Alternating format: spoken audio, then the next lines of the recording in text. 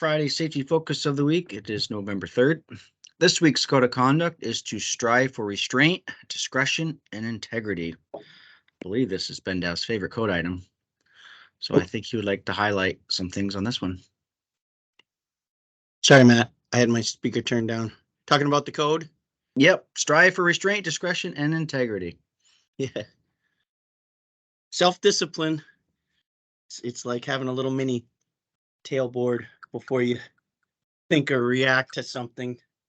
Because we all know what the consequence of a lot of the things that we say or do when we react in an impulsive way, especially with our communication. So think about it. If you give yourself 3 seconds, you usually will adjust what you say or do. And you won't find yourself afterwards saying, yeah, I knew I shouldn't have said that. That was a dumb thing to say. But it avoids a lot. It helps you avoid a lot of conflict that's created by our own impulsiveness. Yep. Well said. Just a different way of saying it.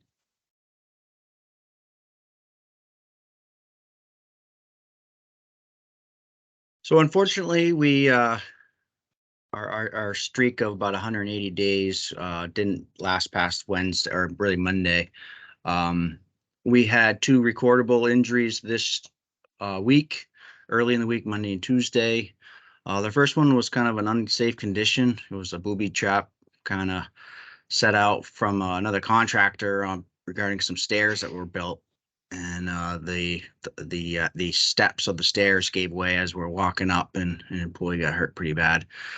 And the second one was just, hand tool safety and just working with your hand tools and your positioning, where you're putting your feet and your hands.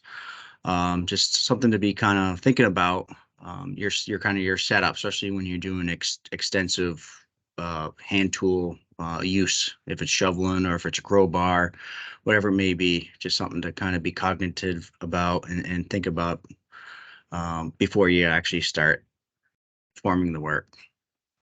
So be skeptical of things that are done by others for us, especially if it might.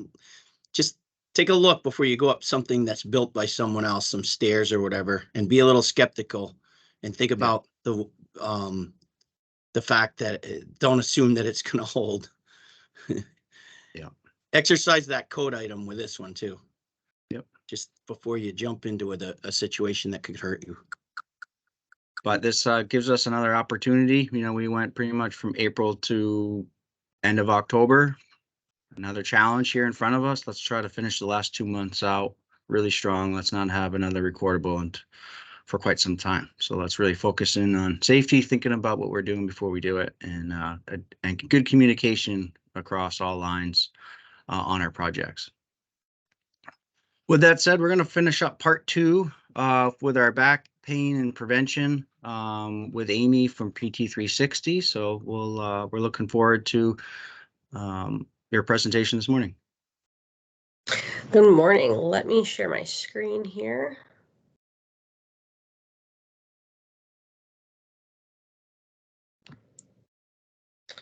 All right, so there were some good questions last week on an inversion table, and with back pain, it always takes me 2 or 3 sessions to get through it all, so I'm happy that I was able to get it back to back. So it's fresh in everyone's mind. So last week we talked about how pain is the perceived need to protect body tissue, and with ongoing pain, and then you layer that with some overuse, you might be getting some mixed signals. And the big question always is, do I protect or do I move? So my goal always for you is to be able to get back to work with less pain while reducing healthcare costs. We don't want to overutilize healthcare. We don't want to send you for unnecessary imaging. We don't want to send you for unnecessary doctor or PT visits. So this is where I feel like I could come in,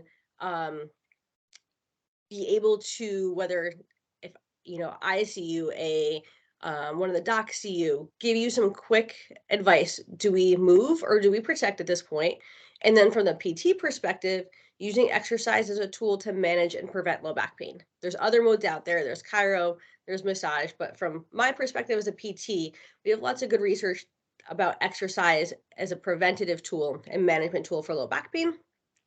And then something that you all can do is using proper lifting techniques and sitting postures to reduce your risk of developing low back pain or worsening back pain that you have. So for me, again, it goes back to that question, do we protect or move? And this is a little algorithm to be able to get there. So exercise for low back pain. Everyone's different. Everyone's back pain is different. Everyone's needs are different. So when we're thinking about exercise, when do we want to do that exercise? Can we warm up before work or before our activity? Can we do a couple short things that help us move throughout the day that sets us up for a good day? Do we need to take short breaks at work? Do we know that 2 hours in, your back really starts to hurt and just a minute or two of some stretching or even some walking can go a long way? Or do we need to do some more targeted exercise, usually after work? I know most of you start at 6 a.m., 7 a.m. Do we actually have to hit the gym or hit some weights to build some strength, even though you may be doing heavy lifting all day? Do we need to bolster that? So when we're thinking about exercise, there's multiple types of exercise. Aerobic exercise is that easy one. It's the walking, it's the running, it's the cycling. Aerobic exercise boosts all sorts of chemicals and hormones in our body that can make us feel really good. And can actually set us up for making better decisions as well throughout the day. So ideally, aerobic exercise is 30 minutes. A lot of people don't have that set amount of time, but can you take a couple minute walk on if you're taking a break or a lunch break instead of sitting around? Can that help to get your back moving to make it feel better for, say, the next 2 hour chunk of time? Mobility is also a big one. So mobility and stretching are a little different. Mobility is that essentially just movement.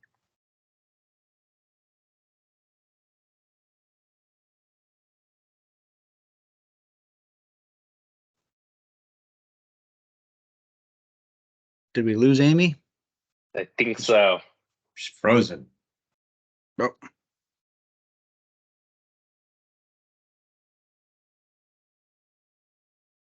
Can anyone see the PowerPoint still, or? Yep. So these are some really great core stretching for your lower back and your hamstrings. Knee to chest. The thread the needle. It's just like just a hip rotation. Again, you don't want to do these very fast. You want to be very slow and methodical when you're doing these types of they're kind of pre-workout, pre-day mobility stretches. The pelvic tilt here that you can see, the cat and cow, it's just a simple arching your back over. And again, you want to really focus on your breathing when you're doing these things. It should be a very slow inhale, exhale type of exercise. Matt, I'm back there. on, and you just rocked that. Thanks for saving the day. I want to let you finish your sentence. Thank you. Let's see. Let me reshare here.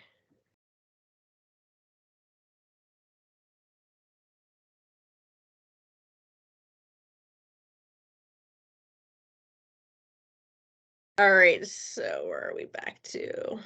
Slideshow. All right, so yes, back to those mobility exercises. Matt was hitting the nail on the head on how to do those. But yes, moving with breathing, really important. You want to get those ribs expanding. Remember, your breathing muscles are also attached to your spine, so that's really important. With the stretching, this is most of us, especially as we age, need to stretch. That's when you're feeling tight through those hip muscles. Stretching about 30 seconds up to a minute is where research shows it's most effective. 2 to 3 repetitions for each muscle. With the stretching, you want to feel, obviously that muscle stretch, but you don't want it to be so painful that you're holding your breath wishing it was over. That's kind of counterproductive. What you're trying to do with stretching is reduce these little stretch receptors from getting your muscles to fire and tighten up. So if you're tightening your whole body up, that's a bit counterproductive. And these are just different stretches for the front of your thighs, back of your thighs, your butt muscle, and your groin. So all those muscles that surround your pelvis and all those muscles that attach to your pelvis affect your spine. So these are really great stretching exercises. A lot of times combining the mobility work with a little bit of movement followed by the stretching, that combo can be really helpful. And again, something you could do in as little as a couple minutes in the morning. Strengthening is our next big one. So for those that are in a static sitting job, so if you're driving, you're in vehicles all day, you're at a desk all day, you actually might need to strengthen to build that muscle to be able to hold those positions. And if you're doing a lot of lifting all day, carrying, you're out in the field, using machinery, you also might need to do it to be able to resist some of the forces on your body all day. So just because you are working hard and very physical doesn't mean we don't need to support that. Again, strengthening can be as simple as a couple key exercises like a plank or a dead bug, where you're holding, say, a plank for 20 or 30 seconds. You're doing 2 or 3 of those. To dead bugs, again, where it's core exercise and allows you to resist movement. So if you're holding on to, say, a jackhammer or lifting something, your core needs to stay stable as you lift. These exercises allow you to do that. To anything that's heavier, from like squatting to deadlifting to bridging, again, using our glutes, our quads, our hamstring muscles help to support our spine. So doing these can also be really important. And with strengthening, something simple as 3 sets of 10, that's always where we start off with. If you're getting into more power exercises, that's a whole different set rep. But for most people, 3 sets of 10 is pretty effective. Or for planking, 3 sets of like 20 seconds to start with. Inversion tables. So we had a question on this last week. I did not have the answer. Hopefully I have a better answer today for you all. So inversion tables are great. A lot of people use them. We don't have them in the clinic, so I didn't have specific directions. I do today. So indications for it are radiculopathy, so that pinched nerve where you have that pain going down your leg. If you have some disc degeneration, so those discs are shrinking a little bit, bringing some structures together, some bulging discs, muscle spasms it can be good for. That stenosis, where again the joints are decreasing the space around the holes where the nerves come through, or some arthritis and some joint pain. So those are indications. More importantly, I think, are the contraindications. So why wouldn't we use an inversion table? I think this is something to be really aware of because you're going either partially upside down or upside down. It could carry a risk. So if you have glaucoma or anything where you cannot have increased pressure in your eye, retinal detachment, that's definitely a contraindication. So if you're going upside down, your blood pressure increases in that position. So those are definitely big no-nos. If you have uncontrolled high blood pressure, so if it's controlled and well managed, that's okay. But if it's uncontrolled because this brings you into a little bit of a high blood pressure, you want to avoid that. If you notice pain worsens with traction, so if you've been in PT and someone pulls on your leg and that pain worsens, the inversion table does the same thing, so you don't want to use it then. Any major cardiovascular disease, osteoporosis, where your bones are just very brittle, any recent fracture, and even that acute low back pain, that one I'd say is more of a yellow flag. That's where you want to check with a professional if you should use it or not, because it just might be too much. So these are just things to be aware of.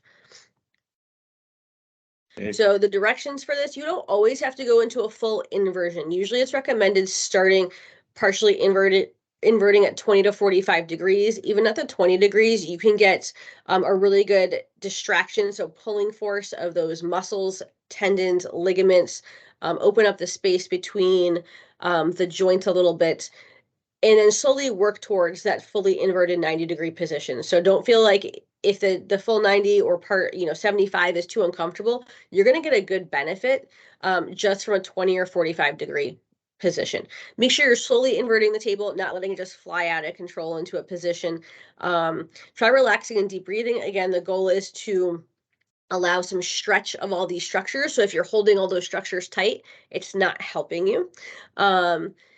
Start with 1 or 2 minutes and you can move up to 10 minutes. So, or short bouts. You could do 2 minutes, take a rest, another 2 minutes, take a rest. Doing that 2 or 3 times can also work. Usually recommended not to do more than 10 minutes at once. But again, working your way up to that point. If you're dizzy, nauseous, just not feeling right, slowly get yourself up. And afterwards, you may want to lay in a comfortable position. So you're like prone on your elbows, on your belly, propped up on your elbows, especially if there's a disc issue going on, that could be helpful. Lying on your back with pillows under your knees. Just make sure more importantly, I think, is to move slowly getting out of this, especially if you're fully inverted, and not just getting up and then running out and heading home or heading to the job. Just giving yourself at least a couple minutes to adjust.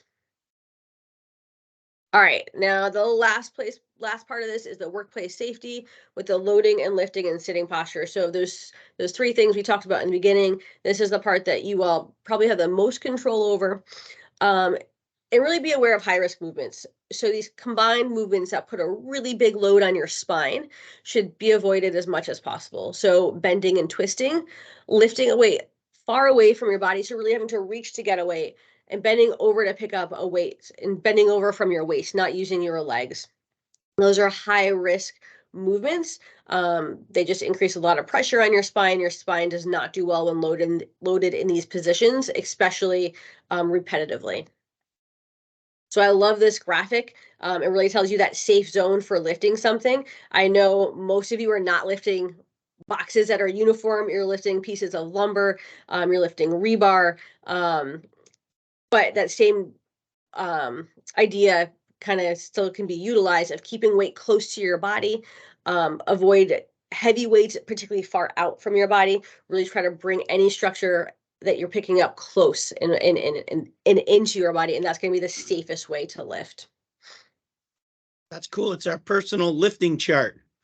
It's your personal lifting chart. You can blow this up and put it in the office. And then we can derate it when we're having issues, I guess, right? Yes. Sorry, couldn't resist. That's okay. I like it. And then lifting properly, just knowing that when you lift bending over, you increase pressure on your disc by 170%. That's a lot. So again, those of you I've seen out on the road, bending over, doing sidewalk work, there's days where I've said, I want to stop and be like, hey, can we fix your posture there? Yeah. But where you're sitting in a squat position or even a deadlift position, where those knees are bent and the back is flat, decreases the pressure significantly on your spine and is far more appropriate. So again, keep those numbers in mind. And also for those that are in vehicles or at desks, sitting in a position all day can really put a lot of strain on your muscles and joints. So again, utilizing the stretching, the mobility work, the aerobic exercise, all of those things, again, a couple minutes throughout the day can be really helpful because there is a strain put on your body when you are sitting for a long time. So again, seeking advice from a healthcare professional to figure out, do you need to move? Do we need to protect? And how do we do that? Using exercise to manage and prevent pain, and then using those proper lifting techniques also to reduce your risk.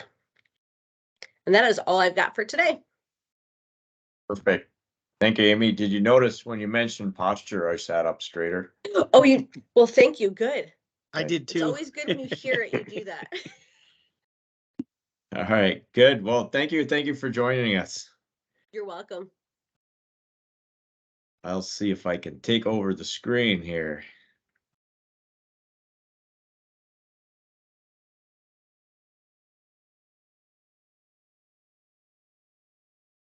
Yeah, this week I found it right away. It was easy. You see my screen? Yes, we do. Got it. Great.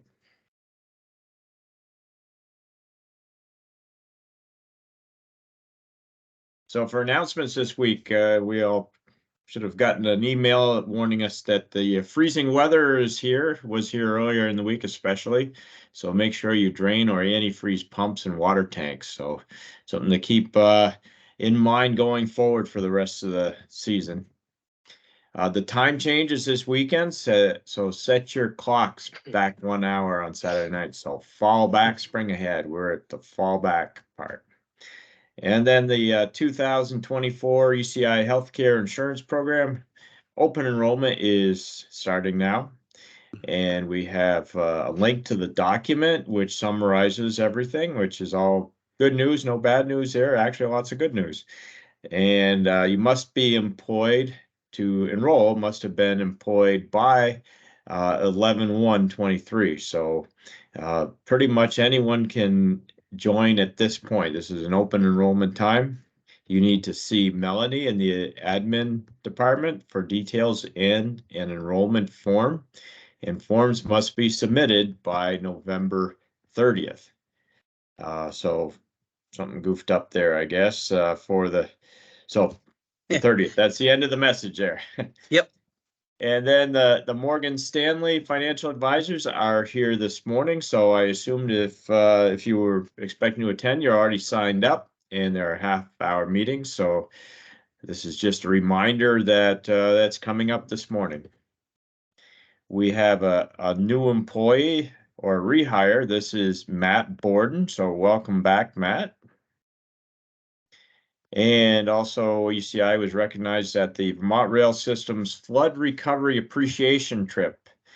Hmm. And this is the plaque, a photo or a scan of the plaque. This is some of the work we did. I believe that's Wallingford. And the Vermont Rail System recognizes and commemorates the exceptional efforts of Engineers Construction. We greatly appreciated help in recovering from the historic July 2023 rain events. So very cool. Sarah and Ron attended the celebration rail coach ride put on by the Vermont Rail Systems, and they received the plaque for our work in Ludlow, Wallingford, and other sites. I have a link to the ECI Primary Care Wellness Program. I would think maybe a good suggestion for the inversion table is that anyone who wants to use it should get enrolled in the primary wellness program and ask if they're healthy enough to use it, because obviously there are some concerns about using the inversion table. If you're already using it, that's probably okay if you've already gotten permission or recommendations from your health providers, but that would be a good check-in and a good reason to join the healthcare program if you're not already in it. So for this week, we're profiling all the concrete sidewalk construction we did on various locations and projects throughout the year. And our sidewalk and slab crews have been particularly busy this year with large and small projects on various job sites. The work has included handicap access ramps, tactile surfaces, color concrete, repairs, and stamped surfaces. So we have done a lot of sidewalk work this year, an exceptional amount compared to what we typically do. Todd, are you out there? Yes, sir. All right, this looks like maybe a grade crossing area, doesn't it? This picture? That was over in Essex, right on the corner of Main Street and Railroad Street. There's Carson, putting the eyeballs to somebody across from him. Yep, looks like a rail crossing there. Yep. I can tell this is this looks like looking down Industrial Ave. Correct. And then this is on the other direction, looking almost, well, towards Williston, from in front of AmeriGas. Same job site. This is more typical of what we saw a lot of the middle and later part of the year, isn't it? Absolutely. That was the Brickyard Road culvert project. That was Okay. an entertaining day for sure. Yeah, that looks like curbing. I don't know if there's sidewalk in there, but yeah, that we did a lot of little tents over our work this year. Here's a sunnier day. So it seems like we get more of the pictures on sunnier days. So we just put a tent on the building in this case, so we didn't splash.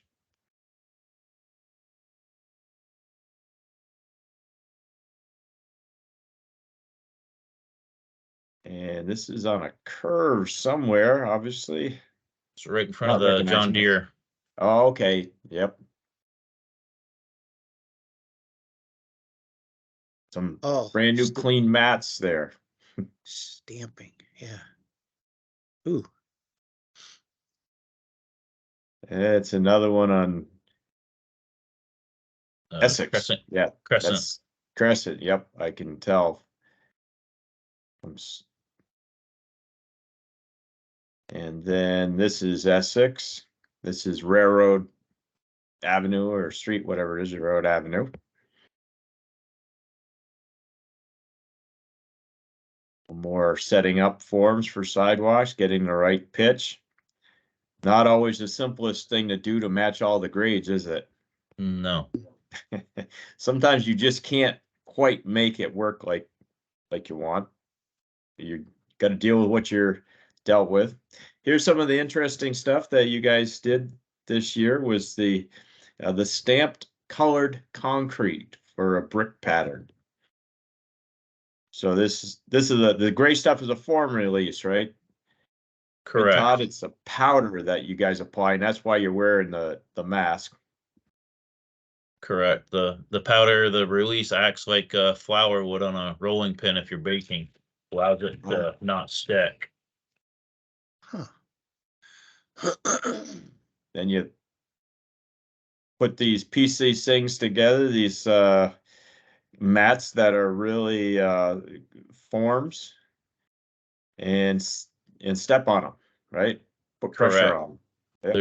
There's definitely an art to it, and Bob and Jay definitely have that down for sure. Takes extra hands to keep them supplied. So as everybody knows, when concrete wants to start setting, it doesn't wait for anyone.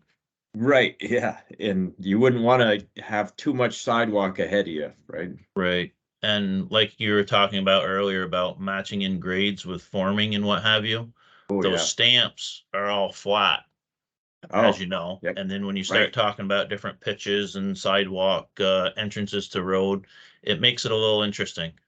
Yeah, I can see A that. few of those, you figure it out as you get there. You know it's going to be an issue, and when you get there, you got to reassess and push forward.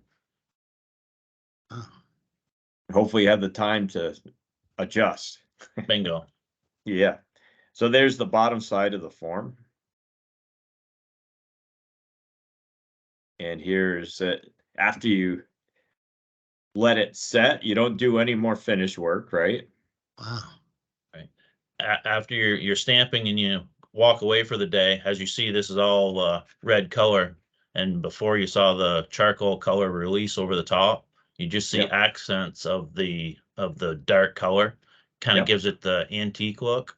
Yeah, The nice. following day after stamping, Bob and crew would go back and pressure wash off the release, make Yeah. saw cuts and pressure wash things off and seal it. This piece is right there, right on Park Street. Looks pretty impressive here, but right in front of our insurance agent there on Main Street and Railroad, Yep. there is the largest piece that it's impressive to see. And I mean, to have the sealer, it really pops. Yeah. You know, I a should've lot of gotten times over- people are doing this around, pool decks and things of that sort where you're thinking, Right. you're sitting back, relaxing, but it really ties it together and it looks nice. Good. I didn't get a picture of that area. I got other pictures here.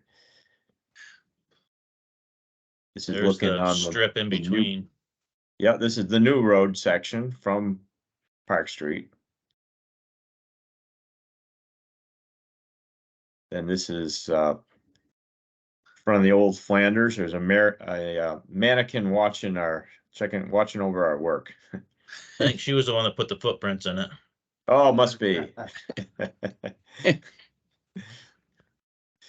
Oh, thanks, Todd. That's what we got here for the photo archives. We had the concrete entryway at the Flynn Theater done back in 2014. Oh, yeah. So kind of similar in a lot of ways. The color, it's got just uncolored concrete, colored concrete in red, and then a goldish one. So it looks meant to look like a sun with the rays of the sun radiating it around out of the sun. Huh. So pretty cool. It's kind of weathered nowadays, but that's what it looked like new. All right. Well, thank you. Have a good day. Thanks to Amy. I'll turn it back over to Matt. Yeah, thanks, Ken. Thanks, Todd. If you're watching a group setting, please just send over attendance so we can capture it. Be much appreciated. Let's have a safe day today. Let's have a great day. Okay. Thanks. Catch you later. Thanks, everybody.